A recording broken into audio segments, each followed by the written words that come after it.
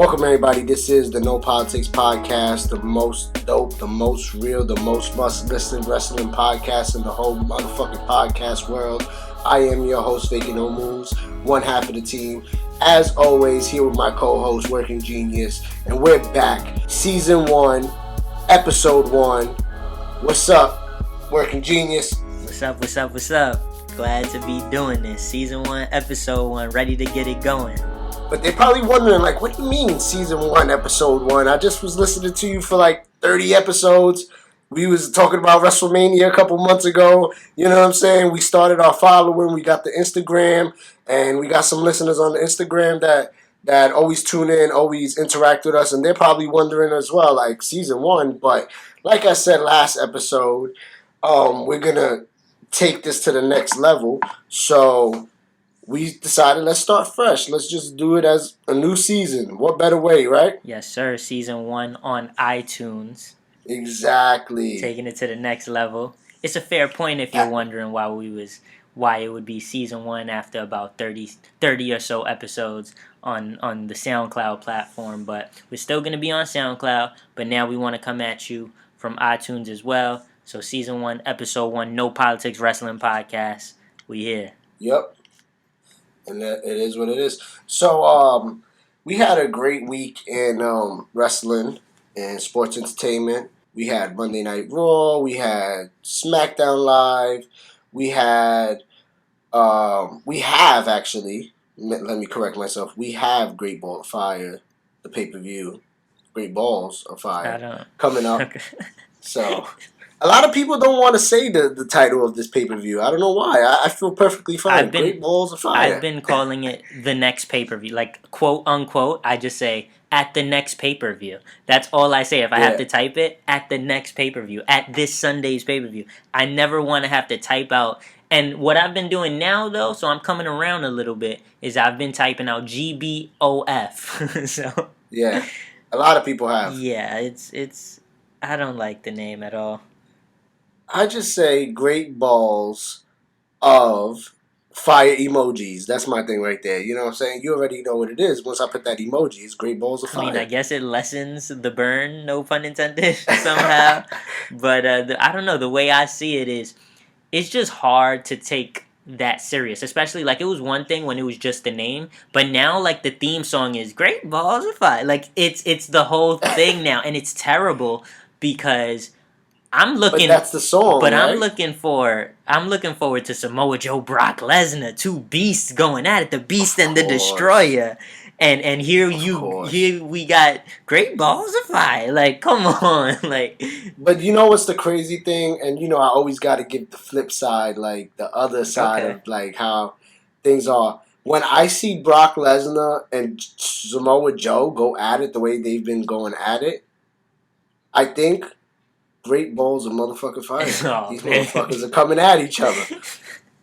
I don't know how you convince yourself to like work a Great Balls of Fire naturally into your speech now that's what you think of when you see them. Like, that is the furthest thing from what I think of when I see them going at it. Disclaimer, WWE, y'all need to hire me. Come on, like, I put over everything. I find a way. Nah, I'm joking. But, we got already into this talk. I did want to start with Smackdown since, you know, it is Wednesday, July 5th, and we saw Smackdown yesterday, so it's fresh on our minds. But in just recapping the week, we are preparing for this pay-per-view, so that's why we kind of started off a little bit about it. But we're also going to give our predictions for that card, so we could save that for the end, and we could just start with what's fresh in our mind. Smackdown, jump into Raw, and then boom, do that. So you let me know how you feel. This is how I feel. If you ain't know from our first 27 episodes, Season 0, catch that on SoundCloud and YouTube. But if you ain't know, I'm the Smackdown guy around this part of town. I'm the Smackdown guy because it's the A show. As simple as that. My partner over there, FakinNoMoves, he's a little more on the Raw side. So I always keep it real. I always hold it down for Smackdown. I like Smackdown too. I don't be hating though. Okay. I don't be hating. All right. I like how you had to throw that in there to make sure that the fans don't turn on you, the listeners don't turn on you. But all right, so we're gonna kick it off with SmackDown Live. Now, this past week we had the July 4th edition, so you know who was returning. John Cena came out. Mr. America. Yes, himself came out. Came down to the ring, started talking about why we celebrate July 4th. You know, doing his America thing. And I'm already ripped this segment right here. This is what we do. We keep it absolutely real. No politics. Just straight freedom of speech out here. We're going to keep it all the way real. I hated that they had him announced to come out. It sounds small, but I hated that they had to be like, returning from, like, nah, just let his music hit and let that pop be natural. Yeah. You know what I mean? Because people expected him to return, but they don't know when in the night he's going to return. But when you say now returning, like, that's where the pop comes in. And then it kind of kills. I got a question. Go ahead. Did John Cena explain why they call him the free agent? Yes, he mentioned it. He said he's a free agent because he holds it down for Raw and SmackDown. He holds it down for the whole WWE type shit. Something like that. Universe, okay. Yeah. That he's... I don't know. He's just the man that he does it. He holds it down. And he was like, whether it's got to be Shinsuke, AJ, Roman Reigns. Like, he was calling out people from both sides. That's how he does, though. You can't hate on it. I mean, I ain't hating on that. It's good. It's good to see John back. Yeah. And I was thinking, like, you know, how they say John Cena sucks. Yeah. That is, it's almost like that's gonna become the thing that it'll always happen, and it's gonna turn into like just a sign of respect. Kind of the way the Kurt Angle thing is. Yeah. So I mean, it's funny you mentioned that. It's funny you mentioned that because when I was watching it earlier, I was at my job, and he came out, he popped off the show, and my coworker, I mentioned him in the past, he's not really big on wrestling, but he heard the song. He was like, oh, dun, dun, dun, dun. He's like, John Cena, that's somebody I know. Okay, whatever. So even after the promo, he was walking around my job going, dun, dun, dun, dun. Dun, dun, dun, dun. And I ignored him for the first couple times. Then he kept doing it, and I was like, John Cena sucks. John Cena sucks. Like, it's just natural. Like, even if I fuck with John Cena or not, like, it fits. It's funny. It's something, like you said, is going to leave a long-lasting impression on the universe, even as a sign of respect, the same way Kurt Angle, they say he sucks when he comes out. Exactly. But back to the promo. John Cena was talking his shit, telling everyone why he's a free agent, telling us why we Americans celebrate July 4th. And then, John Cena wasn't the only return of the night, because Rusev comes out. Yeah. And for me, right, I'm going to just cut right to the chase here. The fact that Rusev's return kind of was super overshadowed by John Cena's return did Rusev no favors. Like, because when you think about it, people have been chanting, we want Rusev in the past. Yeah. And for him to return, like, minutes after John Cena's big return, you kind of hurt Rusev there. You know what I mean? Yeah. And then it was, you know, the crowd was behind Cena already. And then it's July 4th. It's July 4th, so Rusev is going to get... Exactly. So and Rusev his promo, is killed. John's promo, he kind of not only did that and declared himself as Mr. WWE Universe, but he put America over. Yeah. And he said, you know, we fight for independence, and we're the land of the brave, and we give, you know, freedom and all that shit. And then... Hey, no politics. No politics, yeah, exactly. So then Rusev came out and was like, yo, fuck you. You know what I'm saying? Like, fuck America, fuck America. That. And basically, they need that from Rusev. I feel bad because, you know, we were talking about Rusev getting plugged in with Randy or Jinder right away, and then they probably was like, yo, we really don't want to do that right now, so now we don't got nothing for him. But John's coming back, and they've done it before in the past. And it was a good dynamic, you know. It wasn't bad. Them two in the ring, they have good matches together. So I'm not mad at SmackDown pulling the trigger on that and pulling, even though it's the same thing we saw with them in the past, America versus Russia or Bulgaria, whatever it is. But it's not going to produce any bad matches, I don't think. At least I don't hope, and I hope not. And I don't know. I look forward, but John Cena could easily, with this Mr. America shit, he could easily come at Jinder, the champ. He could come at the U.S. champ, the Canadian Kevin Owens, say I was the original U.S. title open challenge. Yeah, all my sons. Yeah, but the way that segment ended was John Cena told Rusev to come get some, basically. And Rusev said, no, we do it on my time. Pretty much the same shit every heel says nowadays. And that's been starting to annoy me, too. I've been talking about that a little bit. How they just need a new line. Like, come on. It's every time it's the same shit. Nope, on my time. Like, it's so fucking annoying. But they're scheduled to have a flag match at the Battleground pay-per-view. So, yes. It took no time for them to have a match set up. So I guess that's going to be the feud for the next couple of weeks. Not mad at it. Like you said, they could put on great matches. Or at least solid matches. So we're going to keep it moving. The next thing that happened on SmackDown was there was a backstage segment. AJ Styles, Daniel Bryan, talking about how Kevin Owens said because he beat Styles and Gable in recent weeks, that neither of them should be in the number one contender U.S. title battle royal. Yep. So Gable comes into the room. He's upset about that, just like Styles is upset about that. And so Daniel Bryan says, Kevin Owens makes a good point, but how about this? We have a one-on-one match between Styles and Gable. Winner gets to be in the Battle Royal. Yep. So that was the next match, and they put on a hell of a match. When you think about it, there weren't too many matches on this episode. There were probably 3 matches. One was like a squash match. The other was the Battle Royal, and then this was the singles match. The Gable versus Styles singles match to get into the Battle Royal, and they put on a hell of a fucking match. Like, I was gonna just say this was match of the night, but no shit, that doesn't do it justice because there weren't really many matches. Yeah, but this was a really good match. Great match. I thought. I loved seeing Gable in there with AJ Styles. It's different, Mm-hmm. I just love seeing Gable separate from the tag team.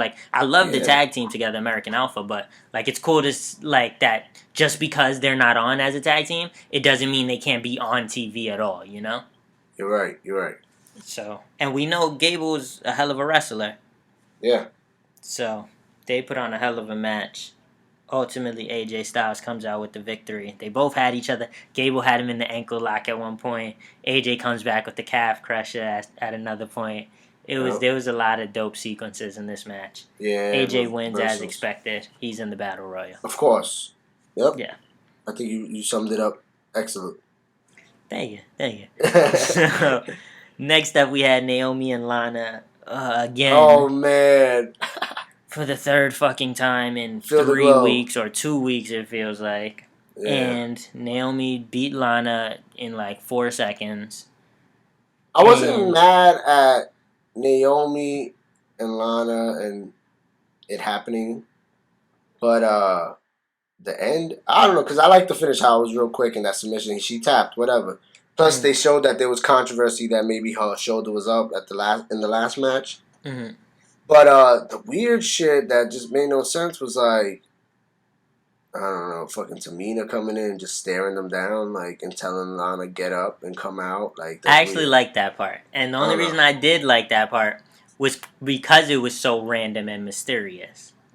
So, for me, the match was just Naomi squashing Lana again. And to me, that feud didn't really do anything for either of them. Naomi doesn't look better because of it, and Lana looks like shitty. You know what I mean? She looks like shit. I think it's better for Naomi, obviously, because it's better for her. I think they thought that they had something with Lana, and they don't. She's just not that good. She's not going to be that good. She's all right. I'm not saying she can't get better. I wouldn't doubt anyone, but it's not the right time for her to just be hot shotted there and get that title or just be the next woman. And then Carmella, they got stock in, but they can't pull the trigger because she just won, the Money in the Bank, and she's hot right now. She's really hot. Like, she's blazing. Yeah. Really blazing. But okay, you can't pull the trigger. You can't pull the trigger. So, Naomi, they're just like, yo, let's just leave it on her. And now she got the lights around the championship. I was going to say I like that. I ain't gonna lie, like, she's being innovative. She's doing her own thing. It's original. So let it rock. Get her out of the ring with Lana. Like, Lana, she was good for what it was. Who's next? They haven't really made that clear. So maybe Tamina, let's see what her role is in this. I'm not gonna be mad at it. I'm not even gonna put that much effort into it. Yeah, I'm not mad at it per se. I would just say that, like, of course Naomi looks better coming out of this, but like, does she really? She looks better than Lana in comparison to Lana coming out of this. But does she look better overall? I wouldn't say that, because if you're showing that Lana isn't shit, then beating someone who ain't shit doesn't really make you look all too great. You just kind of look the same. You kind of look like how you should look. It's like if the Warriors beat the Nets, it's okay, that's what they're supposed to do. You want to know what it's like? Go for it. It's like how Lana's character has always been a Russian who hated America, and yesterday was 4th of July, and they posted a picture of her in an America bathing suit, repping America. So that don't make no sense. Okay. Well, Tamina, though, coming in, I mentioned I didn't mind this because it was kind of random, but it shows storytelling. Like, there's something more to this. Something's going to come from this, at least. Yeah. For Lana, anyway. And to me, it's just Tamina's going to kind of take Lana under her wing, I guess, because this has just shown that Lana isn't ready. So now Tamina is going to kind of, like, protect her almost, but kind of also use her to her advantage. So I'm interested to see where that goes. Yeah. What else we have? We had the rap battle. The rap battle. Shout out to Wale. Shout out to Wale versus the Usos, hosted by. Oh man, Wale. Let me just give a quick shout out to my man Wale. We have some personal ties that we could get Wale to tune in. So you never know. This might be the episode he tunes in. It might be an episode later on, but I want to make sure that he knows that we fuck with him at the No Politics Podcast, wrestling, just the network in general. The network in general fucks with Wale. So shout out to him. Yes, sir. Wale been one of my favorite artists for a while, and I ain't just talking shit. You could check the albums. I got them. That's right. So if he listens, maybe soon we could get him as a guest, because we know that he knows his shit when it comes to wrestling. Yep. But he was hosting this rap battle between the Usos, between the New Day. Coming in, you always, there's always a feeling that, oh man, is WWE gonna make this corny? You know what I mean? But I was tremendously, I don't want to say like impressed, like these were the best lines ever, but like it was super entertaining, super fucking funny. They did their thing. I enjoyed it. What did you think? I really enjoyed it. I'm not gonna lie. I slept on the Usos. Like, I didn't think they were gonna have bars when they came out. Like, I was like, the Usos and their little crew, okay. And then New Day, I know they're more of the comedy act, so they might be better than them. But both of them really took it like a battle. And the Usos were on fire with the rhymes, yo. The pattern, the way they were going back and forth. They actually were rhyming. Like, it was dope, man. And I'm not, fronting on New Day, because New Day, they did good. Big E came out, he had the first bars. And then Kofi was alright. He was decent. But Xavier was like, he took it over the top. Boom, he killed it. He had a lot of energy. But I think even the crowd was feeling the Usos more than New Day. And, that's just because the skills. It was all about the skills, The Usos, they was even switching it up with the flow. Like, it wasn't like a super basic flow at times. They were switching it up with that. And, the whole going back and forth is cool as fuck. So, I was dev hype about that. One thing I gotta say, which I didn't notice until I just looked back at the picture we posted. But obviously New Day was decked out in the America gear for July 4th. But if you notice, one of the Usos shorts, now I am not good with this like you are. You know the difference between Jimmy and Jay. I struggle. But one of them had on these black shorts with white stars on it. Yeah, I noticed that. And but I didn't. And now I'm just thinking, shout out to No Politics. They was repping us right there. Shout out to the Usos. I see you, Usos. Yo. But they killed it. I thought they killed it. I thought they won. The crowd was booing a little bit because I think the crowd knew they kind of won too, even though while they started a little fight with Wale disqualified them. Wale had to disqualify them. And he lost his shoe. Let's not forget about that. Lost his shoe. I'm happy for Wale, man. That's probably like a defining moment. Like, he always probably wanted to be on WWE television because he's a big fan. So, like, he handled the moment very well. He knew how to talk to the crowd, where I've seen in the past multiple guests come through, and sometimes they don't know how to address the crowd. Wale was very naturally, good at it. Yep. And maybe that comes from his, field, his profession, being a rapper and performing. But, he lost his shoe, and he's like, that wasn't supposed to happen. Put on my shoe, man. Like, come on. Like, I really like that segment. It was dope, man. Yeah. We're going to keep it moving, though. That's been a great feud, though. I can't wait for Battleground. A lot of people, I think, were worried that because it was a rap battle, it would err on the side of more comedic, and it would take away the edge that this feud has had, because this feud has been pretty damn physical, Yeah. And I'm happy to say that I don't think this rap battle was like corny in a way that it took the edge off. If anything, they were actually saying some shit. Like, if you didn't check that out, like, they mentioned Xavier Woods' little scandal. R-rated. Oh, exactly. Yeah. Good thing you mentioned that. Not to talk about the line, but I like the way he said it, and then he was like, let me bring it back. And he did it one more time. Yeah. And why I fucked with him doing that was because if you watch any rap battles, like, for real, on YouTube, they do that stuff where they come at you with the hard one line, and then they'll be like, did y'all hear that? Okay, one more time. Boom, and repeat it, Yeah. Yeah. So I like how they really kept it like a rap battle, the Usos. They did their thing. You could tell that they're probably battle rap fans.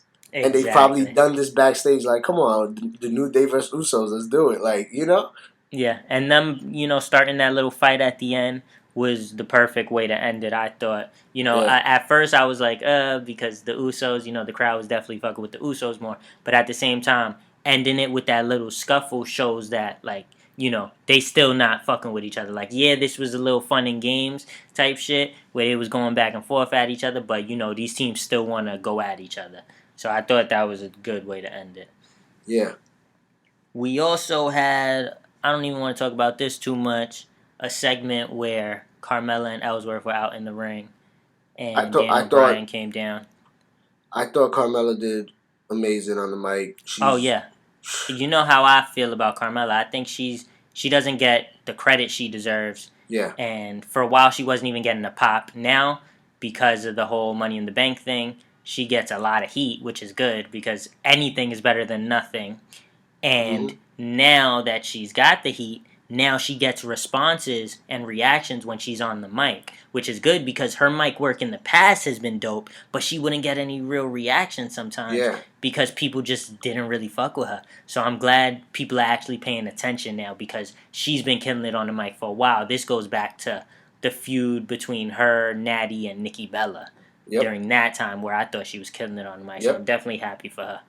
Shout out to James Ellsworth. Who was called James Ellsworthless by Naomi. Yeah, James Ellsworthless.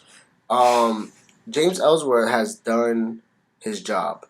He actually has brought that attention and that recognition to the crowd, giving a reaction, to Carmella. But WWE smart. They see that. They implemented this twist in the storyline where now he's suspended 30 days and, he's fined $10,000. So now, do we not see James Ellsworth for 30 days? And you give Carmella the opportunity now for that's about 3 or 4 weeks to prove herself, to prove that she's could do it, and the crowd's still gonna hate her. And not only that, she's gonna have to be successful now without somebody on the outside helping her. So let's see where they go with this. I'm interested. I think it was a great decision as well. suspend Ellsworth. Now let Carmella stand on her own because she can, So I'm excited for this. After this I believe after that was the rap battle, but I had skipped over it a little before. But now, after the rap battle, we move on to Ty Dillinger backstage. Yes. And he gets stopped by, I don't know if the listeners know her or are aware of her, but she's in WWE. Tenay Young is her name. And and so she stops Ty Dillinger for a backstage interview to ask him what's his strategy and everything he plans to do in the upcoming #1 contender U.S. title battle royal. Yeah. And it was just fucking hilarious. And in the background, Fandango acting like a fucking construction worker as Tyler Breeze is Tenay Young is interviewing Ty Dillinger. It was fucking great. Oh man, magic, hilarious. I loved it, man. Like everything about that. And then Ty Dillinger goes along with it, like, okay, see you later. And he said the dress looks wonderful. Yeah. Or something like that, right? And he says bye, Fandango, right? And Fandango looks at Tyler Breeze. He goes, "You think he knew it? It was us?" And Tyler Breeze goes, Tenay goes, "We look so good, I don't even realize it's us." and then Fandango started to like look deeply into Breeze's eyes, like he was like he didn't know. It was the weirdest shit, but it was hilarious. And the only thing I wish is that they would have had them going around all night trying to get people's strategies. Yeah. In small backstage segments. Because just for them to only ask Ty, and he's just one of many participants in the battle royal. So I think they could have did it even better if they went around just fucking with people. But I loved it for what it was, man. If you didn't see that segment, you definitely got to check that one out. Entertainment as fuck. And so for the lack of matches that SmackDown had, the entertainment value, it was definitely there. And it usually is. And right after this was a Sami Zayn segment with Maria and Mike. Yep.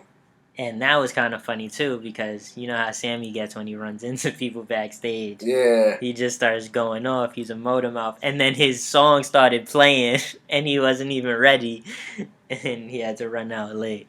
Yeah. So, just a quick little segment there. Yep. But that leads to the Battle Royal, the main event of the night. And over the top Battle Royal, regular shit. Final four. Mojo Rawley. Well, let's just mention that AJ Styles was the last man to enter the ring. He was selling his match with Chad Gable. Yeah, from earlier in the night. Another real hot take. I think Mojo eliminated Zack Ryder, which kind of ties into earlier. They were kind of talking, and they were like, "Oh, even though we're gonna, Oh yeah, I missed that. There was a segment early in the night where Ryder went up to Mojo, said, "Hey, we didn't win the tag titles last week, but I got us into the #1 contender battle royal." Mm-hmm. So they were like, all right. And they were like, it's every man for themselves, though, right? Type shit. Yeah. And what ends up happening, Mojo eliminates Zack. So the final four. So the final four was Mojo, Sami Zayn, Ty Dillinger, AJ Styles. A pretty solid fucking final four, because Mojo Rawley is the man when it comes to battle royals, apparently. Yeah. Ty Dillinger is dope. And I don't know if you noticed, but his tiebreaker is a little different now. I didn't notice it. It's a little different because AJ Styles actually does what is known as the tiebreaker. So for a while I was thinking so what's I remember you mentioned it to me. Exactly. And so it's actually a little different now, which was cool to see.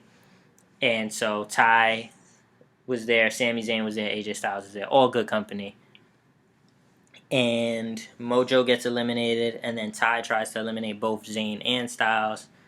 He gets eliminated. It comes down to Zayn and Styles, and Zayn gets eliminated. Styles wins. Yep. And Kevin Owens was on commentary. He was on commentary, and then before we knew it, he was in the ring beating up Styles. Yep. But Styles turned the tables at some point, and Styles was left standing, holding the U.S. title. to close the show. So they're going to continue their feud. I think that's dope. I still expected it. Even with the Money in the Bank match, like, I still knew that Styles and Owens had this unfinished business for the U.S. title. Yeah. That just reminds me, like, the way we just put that whole thing over, it's like the U.S. title is, like, the main title on the roster, but Jinder Mahal's the champ, and, like, he's there every week. You know what I mean? Oh, I'm bugging. That means you know what I missed? Yeah. I missed the Randy Orton. I missed it too. Jinder Mahal. Well, it was a Randy Orton segment with Aiden English, where he's just beating him up, squashes him right quick. Yeah. And then Jinder Mahal comes out and they go back and forth. But yeah, the main title to me on SmackDown is the U.S. title because everyone's going after that. Yep. That seems to be the one that everyone's chasing. Wow. Like, it only makes sense for John Cena to go after the U.S. title because all the big players are going after the U.S. title. You know what I mean? Like, exactly. And another thing we actually forgot was Shinsuke Nakamura and Baron Corbin were backstage and they got into it. And Corbin attacked Shinsuke. Oh, yeah, he just kind of attacked him. Yeah, he was popping shit. He was like, "You think I'm scared of you?" Yeah. So they're going to have their feud. I'm looking forward Which I'm not mad at that. Exactly. Agreed. So SmackDown got some things cooking up. SmackDown was pretty good. Yeah. I enjoyed it. I give it like a solid B. Solid B? For the night. It wasn't nothing special, but it had solid moments. You know what I'm saying? Word. I give it a B+. Yeah. So. Wait, you graded it better than me? Only because, like, we have a habit of I always grade better than you, so I just purposely give it a B+, you know? You're a much nicer This is episode 1, season 1, no politics wrestling, but come on. Our real fans, our real listeners, you guys already know I grade easy. I always got to grade better than my co-host, WorkinGenius. Yeah, you take it easy on these guys. Yep. But I mean, that's my part. I mean, it's your time to shine, Mr. Raw. Monday Night Raw. Raw killed it this week. I'll just start off by saying that. Damn. Raw killed it this week. Come on, we started the show hot. We had a hot middle section, a hot ending, like, you know what I'm saying? So you're not even gonna go into detail. We just had a hot beginning, middle, and end, and that was it. We gonna talk about what was hot. Like, my man Miz, he had a good segment. But you know, why am I bugging? Like, I don't remember how it started. The Miz segment? No, how did Raw start? Oh yeah, you are bugging, bro. Enzo Amore. Oh, come on. My nigga Enzo bodied that. He said, he was like, I shed a thug tear. Like, one thug tear. Like, yo, that's all I gotta say. Like, you already know. I gotta give my shout out to Enzo when he said, "You're nothing more than a 7-foot catchphrase that I wrote." Oh, exactly. Another classic one. Came at his head with that one. Yep. So I love the emotion, man. And then he even finished the promo and was like, "Nah, I'm not done. Cut my music," and then added more to it. Man, Enzo's been killing it on the mic. This is sad for me because Enzo, I want them to make sure they have a plan for Enzo post Enzo and Cass. You know what I mean? Yeah. Because you kind of know they definitely have a plan for Cass, but like I don't want Enzo to get lost in the shuffle. Yeah.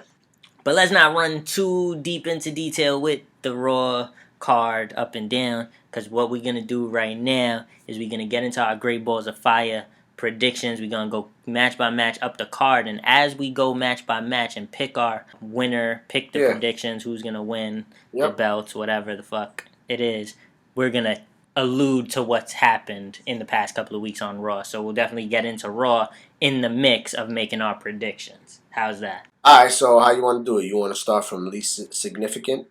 Yes, sir, as we usually do. So, I got the card in front of me. Okay. Let's kick it off with the kickoff pre-show. Man, this is on the pre-show? Yeah, I mean, it makes sense that it's on the pre-show, but it's sad. Cruiserweight champion Neville versus Akira Tozawa. Oh. Who do you got? Why? Let me know. I got Neville. Because Neville's the man. There you go.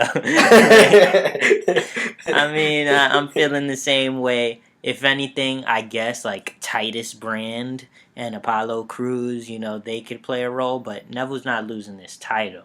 Okay. No way he's losing this title. So, to me, we gotta put this out there. The stipulation when we make our picks for title matches is who do we think is walking out with the belt.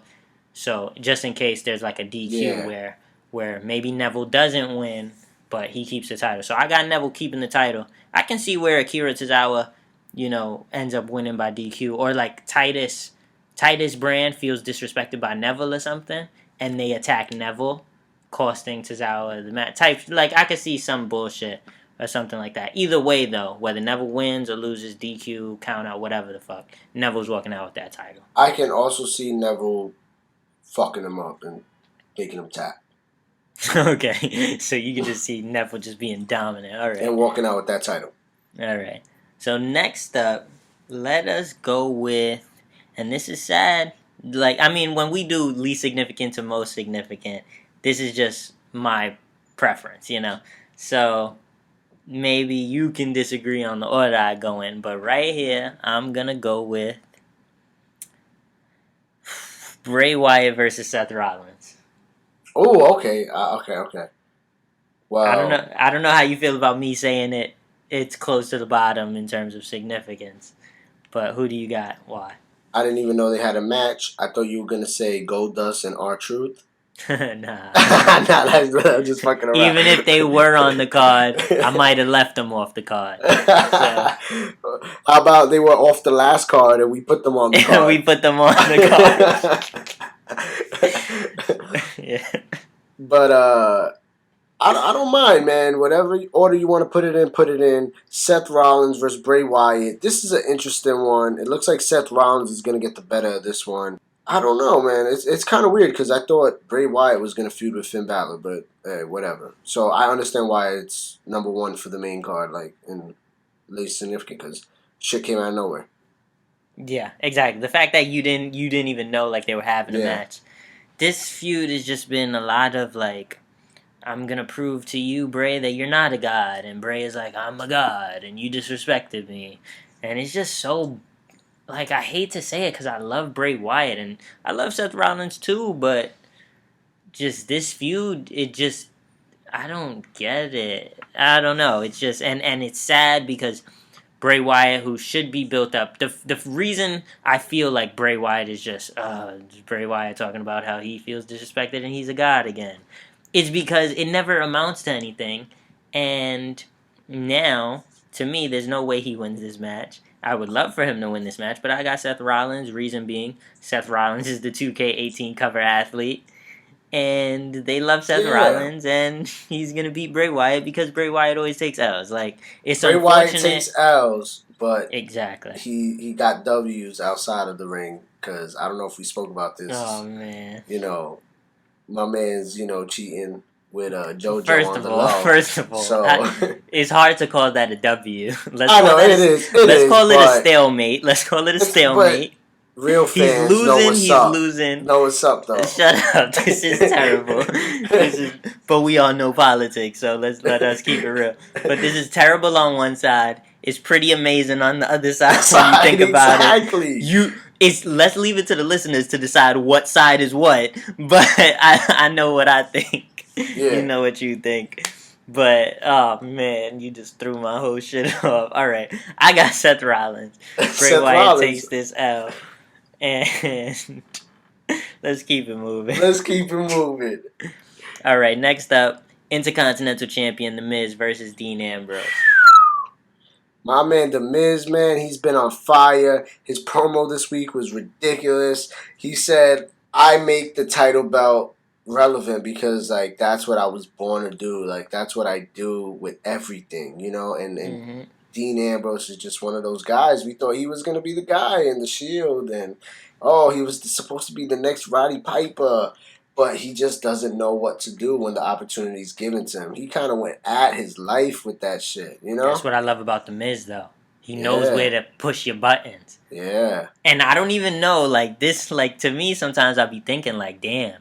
Did the person he's feuding with tell him he could say that? Or Miz is just going off right now? Right. But, yeah, Miz definitely knows what buttons to push. Well, I don't know how you're gonna go with this pick, but I think we might have the same pick, and we might be feeling the same way about the card in general. But I'm gonna go with Miz on this one. I just got to get my pick before you make it. All right, the Miz retains as well. I agree. I don't know. I think this needs to end.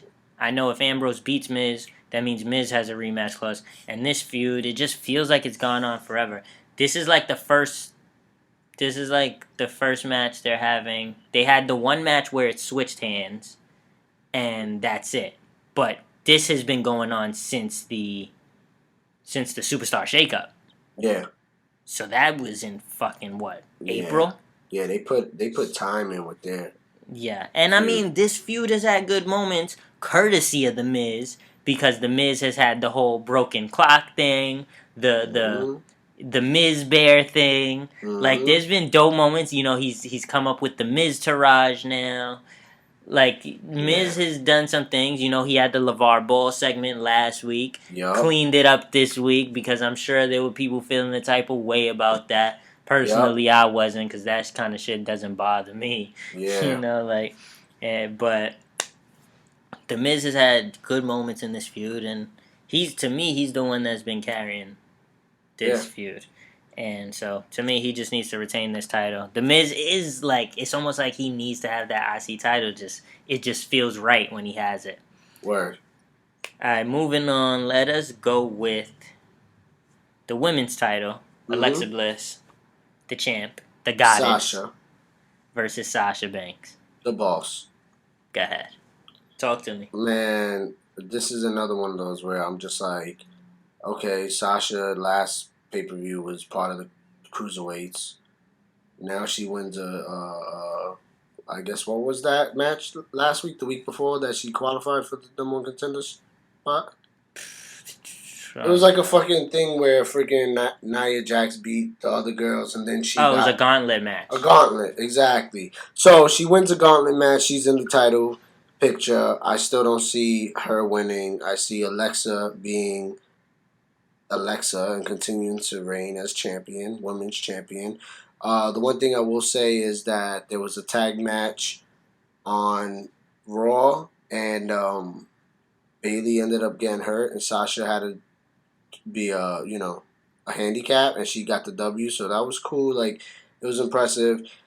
But the best part of the whole match, I thought, was Bayley's tights. That's just disclaimer, side note. And I pick Alexa. I'm gonna ignore the first part of that because I don't recall, so I'm not sure if you think the design was cool, or you were talking about her tights for another reason. No, the design was really cool. Like, she had hearts. Okay. Like, her shit was fly. Okay, I don't remember, so I was gonna let that one go. But I get it. You only got eyes for Carmella. I applaud you for that. Yeah, of course. So we gonna keep it. Wait, who's your pick? I just got lost. I zoned you out after you mentioned her tights. All right, Miss so you're Bliss. rolling with the goddess. Yep. Same here. I got Alexa Bliss retaining. Now that I'm thinking about it as you were speaking, the next Raw pay-per-view is until SummerSlam, which is a joint pay-per-view. And I know that it's going to be time for Alexa Bliss versus Nia Jax because it's been put off for so long, and that's going to be the match at SummerSlam. There's no other way. They've put it off for so long, and now the big pay-per-view is coming, SummerSlam. It's got to be Bliss versus Nia, finally. You know what I'm saying? This is the last step, for Bliss to beat Sasha, and then it's got to be Nia's turn. Because Bliss has promised her that. And while it's gonna be Bliss Nia, it's also gonna be Sasha Bayley. I feel like that's been bubbling for a while. Whether it's Bayley turning on Sasha or Sasha turning on Bayley. For a while, people thought it was gonna be Sasha turning on Bayley, but you never know. They pull the rug from underneath us and flip it because maybe there's something where Bayley wasn't actually that hurt. And she left Sasha hanging out to dry this past week. You never know where it could go, but I'm seeing Sasha Bayley. Sources say what? Sources say. I'm just saying. We got good sources over here. Oh, the no politics sources say. Yep. Yeah, so that's what I'm thinking. Sasha, Bailey, SummerSlam, Alexa, Nia for the title, SummerSlam. So I got Alexa retaining. I could also see Sasha winning and then, them having, and then Sasha Bailey at SummerSlam, like some cool shit like that. I could see them. But I think they're going to put Sasha Bailey for the title off for a while because we know what they could do, So I got Bliss retaining. The goddess. Me too. All right, next up, and I've pushed this one up the card, and I just had to because I had to give it his props.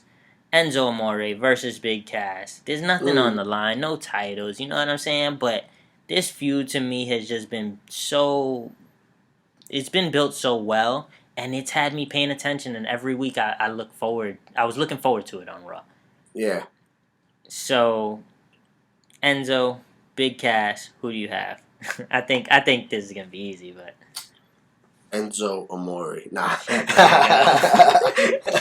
Let me just start by saying this. Yeah, this is an easy pick. We all gotta pick Big Cass, but I didn't think Big Cass was a suspect until the attack started happening, and I went on WWE.com and they had a poll up, and it was, who do you think did it? The Revival,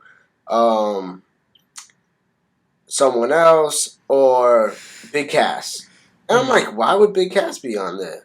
That's interesting. He's obviously the only one out of the three that isn't an obvious pick, so they must be trying to start something here.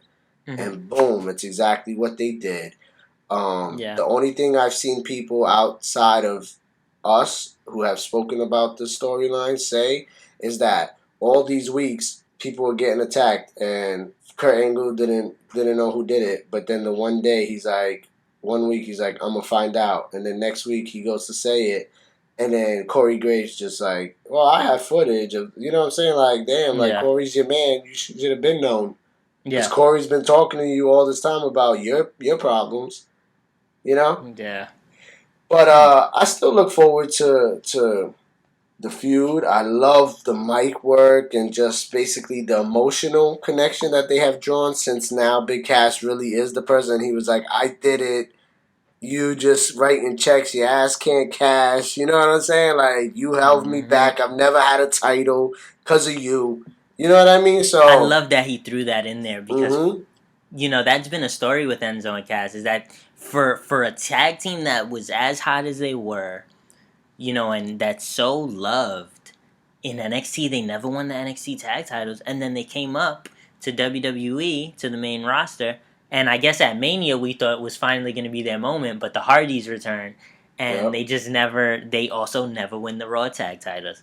So I love that they threw that in there. It's almost like, yeah, you are holding me back. Here's the proof. Like, we've never had gold. We're nobodies still. Yeah. And you're the weak link. So and then I loved, even after that, this past week, or not this past week, but the week before, Cass comes out and he apologizes, and the crowd is loving it, and then they go back onto the ramp, and Cass takes him out again. Yep. And just that shot of him holding Enzo up above his head, his whole body, like, in the air. That shit was amazing. They really... That's why it does deserve, I'm not critiquing at all. I just mentioned other people's feelings. Like, it's just random thoughts. Not everybody's going to love everything. But I think they're just emotionally really hitting on all cylinders, and that's the important part.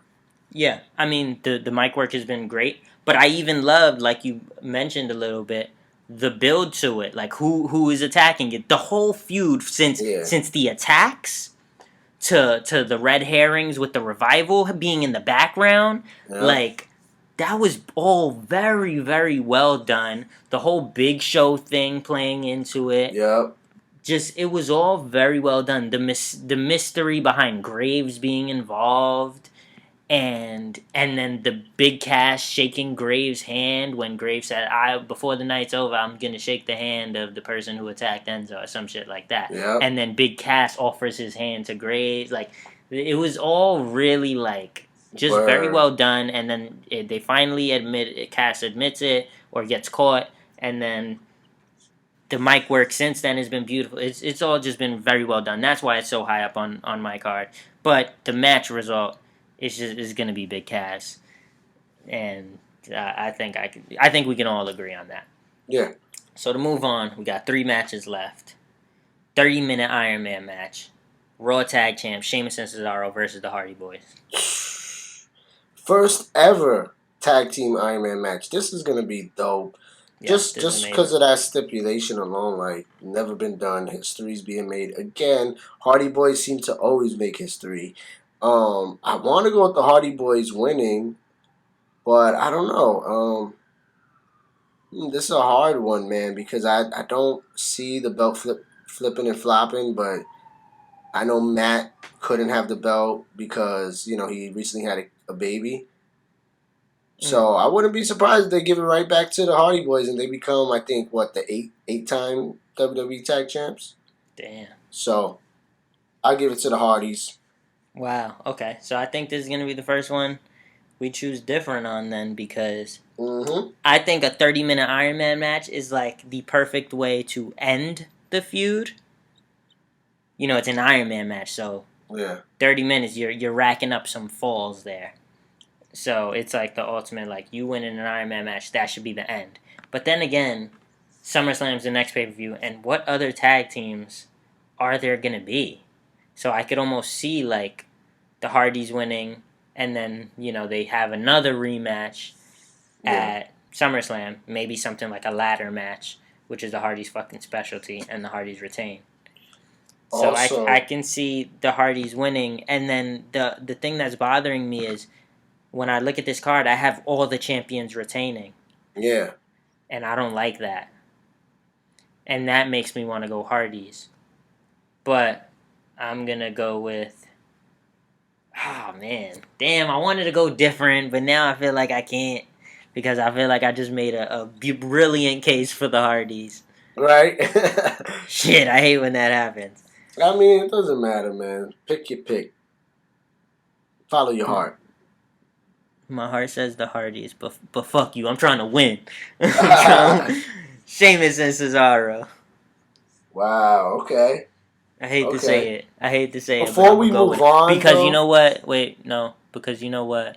They don't something the bar. They are the bar. Whatever the fuck they say. They don't set the bar. They are the bar. I don't know. There you go. Oh, they don't raise the bar. They are the bar. But that's kind of sad to say they don't raise the bar. I don't know. They don't raise the bar. They are the bar. Yeah, I guess. I just think they're going to lose anyway, so it doesn't matter anyway what the stupid saying is. But before we move on, let's not forget to mention that their build-up's been good. Their feud has been good. They've been feuding for a couple months now, I think, since WrestleMania. So I'm not mad at it. Like, I praised Sheamus versus Matt Hardy in a singles match. And then this week, Cesaro had a singles match with Finn Balor, but Hardy Boys were on commentary, and then like a whole like ordeal broke out where everyone was fighting, and it was set up beautifully. You know what I'm saying? Yeah, I really enjoyed that. I really Finn enjoyed Balor, that too. Samson were involved. Yeah, it was really chaotic, but it was dope. And that Finn Balor Samson thing makes me think that they have a match coming on the pre-show at some point as well. Maybe. So maybe they do. I got Balor. Even though Samson's undefeated, I'm pretty sure. No. So that's kind of interesting. Well, it's probably going to be a disqualification or some shit. Something like that, right? Yeah. Yeah, no call. Or maybe they won't even have a match. Okay. But yeah, that was dope. I'm glad you mentioned that. But yeah. I got Hardys. Alright, and I got Sheamus and Cesaro. And the thing about this is, they've been feuding for so long because there's no real other formidable tag teams on Raw right now. Yeah.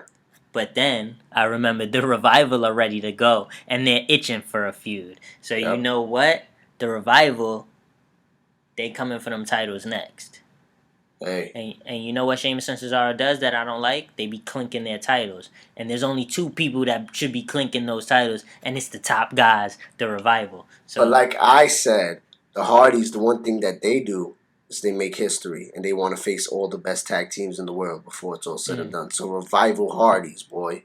Come on. See, I'm thinking different. I got Revival, Sheamus and Cesaro at SummerSlam. Revival takes it, and then you save Revival Hardys for, like, Rumble type shit. That's what I'm thinking. And then maybe at Mania you have, like, a triple threat between all 3. Something like that, or whatever the fuck. Because all three of those tag teams, they could go. But let's keep it moving. We got 2 matches left. We about to close out. Roman Reigns, Braun Strowman, ambulance match. Talk to me. Fighting! No, I'm joking. Roman Reigns. God damn it, I'm having a Roman. Versus Braun Strowman. Yo, Strowman is a fucking beast, bro. Can we not, even predict yet? Let's just talk about the crazy shit he's been doing since he got back. Man. Bro, he threw Roman off the stage to the side of the damn ambulance. And then threw him in the ambulance truck like nothing. And I said it when I saw it.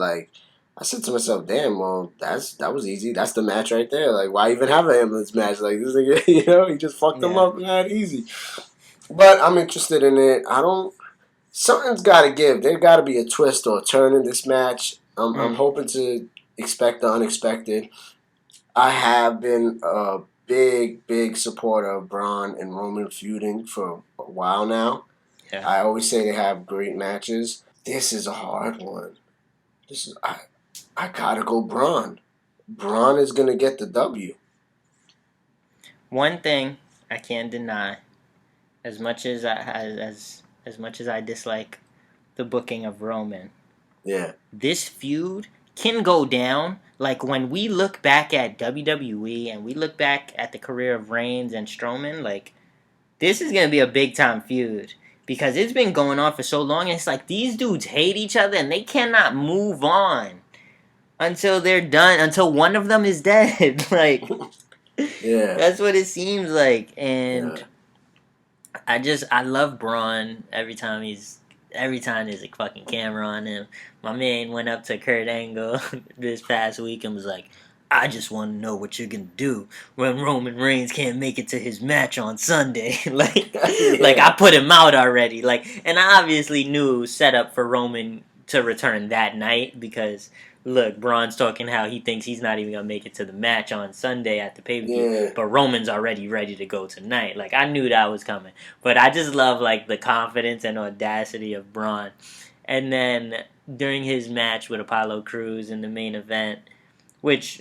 Apollo Crews had a main event spot. That was overshadowed, but that's pretty cool for Apollo Crews. And he didn't do bad. He attacked. He had some offense, and even when he was down and out, I liked how Titus O'Neil, I don't know why I was going to call him Terry Crews, because he looks like him. Oh, man, yeah. Terry Crews and Apollo Crews, you know what I'm saying? But Titus kind of was like, you got your family. This is everything you wanted. And he got up and he went back to fight. And even though he got beat up again, he still went back to fight. That's everything you want in an underdog and someone that the fans got to invest in and lift up. And you know what I'm saying? He got a big spot. So shout out to Apollo Crews. But continue with what you were saying. Shout out to Apollo Crews. Shout out to Braun Strowman licking Apollo Crews' head. Because we can't not mention that. That's a must mention right there. That's important. Fuck important. Everything else. That's important. Just pins him. Braun breaks the pin on his own a few times. It was destruction. Reigns comes, saves the day. But I got Braun because it's an ambulance match. So it adds a minor gimmick to it. Yeah. Which makes me think, all right, maybe they will let Reigns lose a match like this. Yeah. He doesn't have to pin him. Yeah, exactly. So we both got Braun. It is a tough call, though, and I could definitely see it going the other way. But it's time for the main event. We're going to close out the show after this. Thank you for rocking with us. Thank you for sticking with us. It is time. WWE Universal Champion Brock Lesnar versus Samoa Joe, the Destroyer. The Beast, the Destroyer. Talk to me. I will say this. Samoa Joe has become a main event player and has handled that opportunity the best anyone could ever handle it. In his position, at least. He was a guy who came in, did Triple H's dirty work. Didn't even get a spotlight or showing on WrestleMania but he stuck to it even through his feud with Seth Rollins. And when we counted him out, and he lost to Seth Rollins at the final end of it, and then all of a sudden he gets the into the Fatal 5-Way, and we picked him to be the least likely to win, and then he wins by putting Roman Reigns out. You know, and then he gets this opportunity, and he has done nothing but greatness. He choked out Paul Heyman. He's choked the shit out of fucking Brock Lesnar. He was fire and money on the mic this past Monday when they were doing the whole ESPN, you're in one room, I'm in one room, we're going to talk about this thing. And he was like, you know what? Let me just say this. You're in another room for your protection. I'm going to fucking kill you. And it is what it is. Where are you now? Where are you right now? Let me know. It was amazing. And I love it. I don't know. You want me to make my pick after that being said? Yes, sir. You know what? I'm not going to go off who I think's going to win. I'm going to go off who I want to win. So I'm going to pick Samoa Joe. Man. All right. Here we go. I loved everything you said. And during this feud, you just said Samoa Joe has become a main event player. We both saw that in him a while ago. Of course. He solidified himself, though, as that main event player. And dare I say, it's the Beast versus the Destroyer. But during this feud, this build-up, I feel like Samoa Joe has become the Beast and the Destroyer. Because Samoa Joe has been on some next level shit, and I love it because he's one of the few heels going right now in the entire business that they don't have on some coward shit. He's been going right at Brock Lesnar every time. Oh, you're in the building? I'm coming for you. Mm-hmm. Samoa Joe is... I just love his attitude. He's not running from Brock. He's not afraid. It's almost like Brock is running from him. And Brock's not really running. He's not really running. But it's almost like Joe is so aggressive. Face. He's like, this guy's crazy. Yeah. Like, even when he was like, I'm coming for you, and then the door opens and Brock's standing there and everybody grabs Joe. And Brock's face is like, bro, like, what's wrong with you? Like, it looks like he can't believe what a beast this dude is. Like, this dude's a beast too. And you know what? I love Paul Heyman because as much as Paul Heyman represents Brock Lesnar, everything that Joe does, he can't take the expression on his face from being impressed off. Yeah. Like, he loves what Joe's doing himself. Joe has fucking just been on it, and I want him to take this title off Lesnar so bad. So bad, I want him to do it.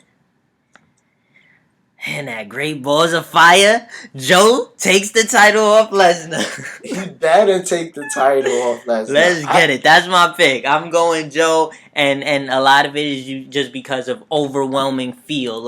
Just like you, who you want to win. This is the decision that WWE has to make. They have to pull this trigger. I know it wasn't in their plans, but Joe has proven that he's good enough to say, fuck your plans, I'm plan A now. The Destroyer takes that title. New champion. This is the only title I have changing hands for the night. So, that's how I'm feeling. And then maybe they could go on to SummerSlam for a rematch. And who knows what the fuck happens from there. But I got Samoa Joe because, man, for you to deny this man this opportunity, this moment, you making a mistake. Because Joe not only deserves it, he's worked his ass off for it. He's earned it. This is his time. And I hope Vince McMahon has gotten the impression that there's money in this feud. Mm-hmm. People are invested in this feud. Yes, and the fans, people like us, it's up to us to speak our mind and voice our opinions because we can make the change. It's happened with Daniel Bryan before.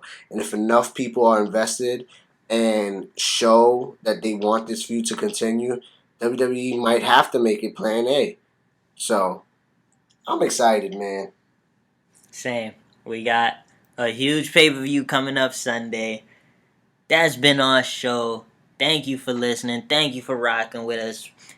I, WorkinGenius, here as always with my partner, FakinNoMoves. Love bringing our voices to the listeners' ears to rap with y'all, talk with y'all about what's going on in the WWE and the wrestling world. FakinNoMoves, talk to the people. Yeah, man. iTunes is here. No Politics Wrestling Podcast. Follow us. No Politics Wrestling on Instagram, YouTube, SoundCloud. You could follow the No Politics Network, No Politics Sports, No Politics Music coming soon. We just hitting you on all cylinders, and we appreciate everyone who's rocking with us and expanding with us and growing with us. So holla at your boys. See you next time. As always, thank you. Love, peace, all that. Peace.